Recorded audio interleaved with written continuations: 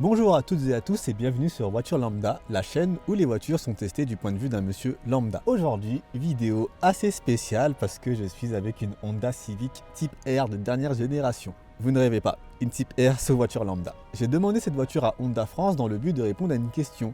Est-ce que la Type R peut faire un bon daily? Mais cette vidéo, c'est aussi pour moi l'occasion de vous annoncer un truc plutôt sympa.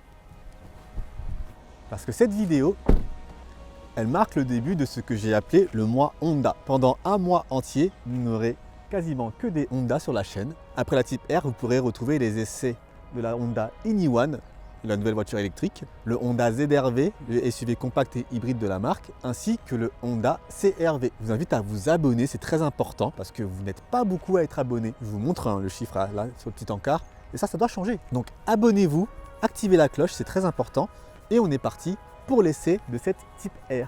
Allez, intro.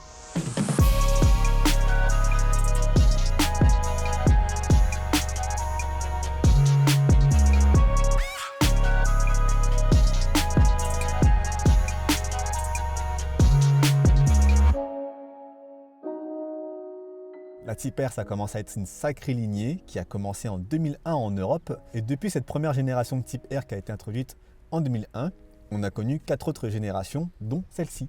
Donc cette Honda Civic Type R, qu'est-ce qu'elle change par rapport à la Civic classique qu'on a pu d'ailleurs tester sur cette chaîne? Je vous mets le lien vers la vidéo. On est forcément sur une version très radicalisée de la Civic, avec un moteur qui a été revu par rapport à l'ancienne génération, qui développe désormais 329 chevaux, qui va déplacer un châssis extrêmement efficace et rigoureux. On aura par exemple un différentiel mécanique d'une efficacité redoutable et une boîte manuelle à 6 rapports, un véritable délice à utiliser. Au niveau des détails cosmétiques, bien entendu, on est sur une version énervée, donc les voies vont être élargies, les pneus sont beaucoup plus larges, on est sur 265 mm en 19 pouces. On notera bien entendu le classique aileron arrière, iconique sur les Type R, et ça nous donne une voiture sacrément méchante, même si elle est un tout petit peu plus civilisée que la précédente génération de Type R, qui est sacrément adorée par les fans de Honda. Là, on est sur quelque chose quand même de globalement plus sage. C'est la même remarque que j'avais fait par rapport à la Civic hybride. À l'intérieur, on a forcément quelques touches de sportivité très bienvenues, avec cet intérieur moquette rouge, des sièges baquets qui enveloppent vraiment très bien. Et à l'arrière, nous n'avons que 2 places. Le coffre sera le même, 410 litres, ce qui fait que oui, ça peut servir en tant que daily. Ce qui est la question de cette vidéo, je vous le rappelle. À conduire, vous le savez déjà, on se trouve là face à la reine de la traction. Et aujourd'hui, elle n'a simplement plus de concurrence. Son seul problème, ça va être son prix. 57 500 € d'entrée, sans compter le malus à partir de 2024 qui va être sacrément salé. Si vous voyez cette vidéo au moment où elle sort, dépêchez-vous de l'acheter si vous êtes intéressé. J'arrête de parler, on va voir comment ça se passe sur la route en tant que daily. Attention, c'est pas un essai dynamique qu'on est en train de faire, c'est un essai normal sur route. Allez, c'est parti. Et à la question, peut-on en faire un daily correct? Bien sûr, on ne peut pas répondre par un simple oui ou non. Je pense que vous vous en doutez. Parce que la question est bien plus complexe que ça. Et je poserai du coup une autre question. Est-ce que cette voiture vous laissera se conduire comme un daily civilisé?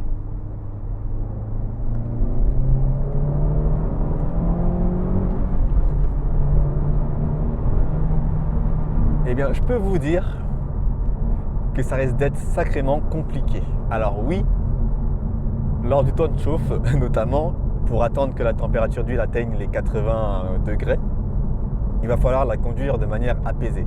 Et en mode confort, je dois dire que je m'attendais à quelque chose de pire que ça.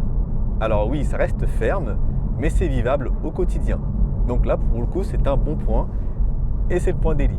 Le problème, il vient d'ailleurs, avec 329 chevaux, ce moteur demande constamment à monter dans les tours et il y va très joyeusement, même en mode confort.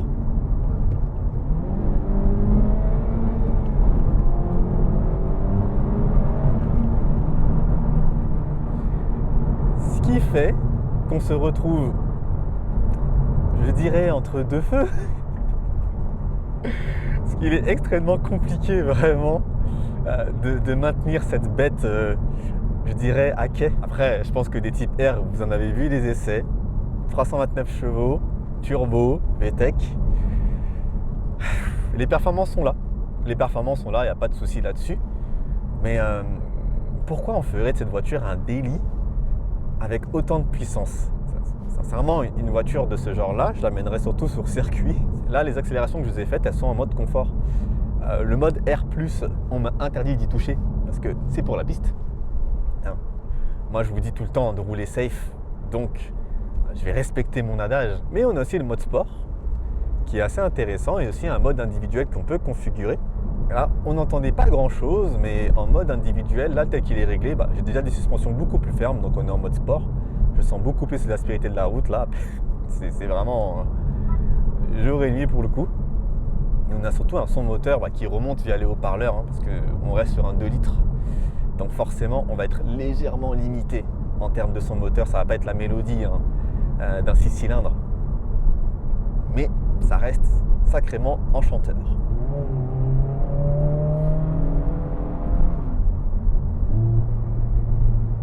Ah oui, l'un des autres points qui fait que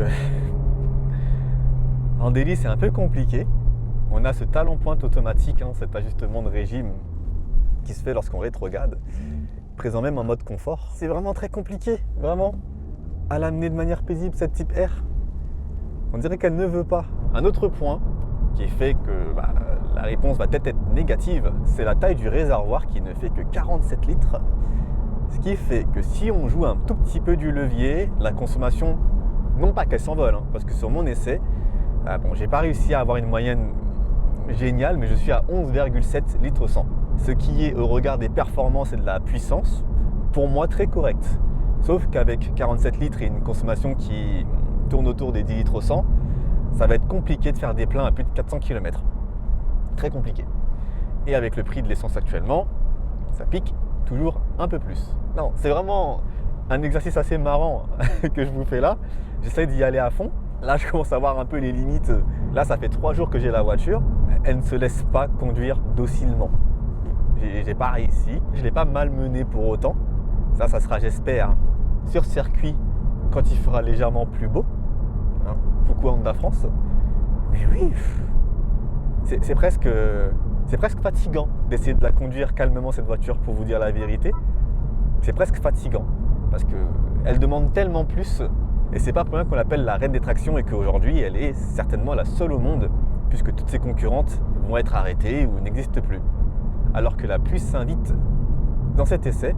Je voulais parler d'un sujet qui me chiffonne particulièrement. Bon, beaucoup de youtubeurs l'ont évoqué, mais c'est notre fameux malus 2024 qui s'annonce dans quelques semaines à peine, qui fait que cette Honda Type R aujourd'hui qui s'échange à partir de 57 500 €, ce qui est déjà un assez gros billet d'entrée, je le conçois, avec le malus, il va approcher les 90 000 €, si je ne dis pas de bêtises. Je mettrai le prix précis en incrustation.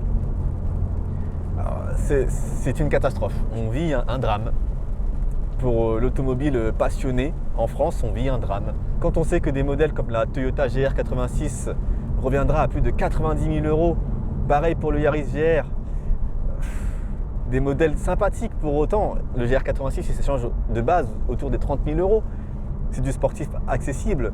Et que de l'autre côté, on a d'énormes SUV en hybride rechargeable qui certainement polluent plus à l'usage, mais eux n'obtiennent aucun malus. Ça m'attriste tellement, les amis, je sais pas. Des fois, en voyant l'actualité automobile, c'est pas forcément simple tous les jours, je dois l'avouer. Trêve de bavardage. Je vous retrouve pour une petite conclusion juste avant de vous laisser. C'est parti. Alors, cette Civic Type R, est-ce qu'elle peut faire un bon daily, hein? Eh bien, la réponse n'est pas aussi simple que ça. Bien entendu, elle est capable de consommation respectable. J'ai pu faire du 8 litres 5 au 100 sur 40 km d'éco-conduite et ça va s'arrêter là. Le principal avec une voiture pareille, ça reste quand même de s'amuser et prendre du plaisir. Et je trouve réellement dommage que les pouvoirs publics, via des malus complètement iniques, nous privent de ce genre de véhicule dès l'année prochaine. On fera une vidéo sur le sujet. Les amis, c'est tout pour cette vidéo qui aura été plutôt spéciale. J'espère que vous l'aurez appréciée. Si c'est le cas, n'hésitez pas à lâcher des pouces bleus comme le bleu de cette Civic. En attendant la prochaine vidéo, moi je vous dis, conduisez prudemment, amusez-vous mais prudemment, soyez safe, peace.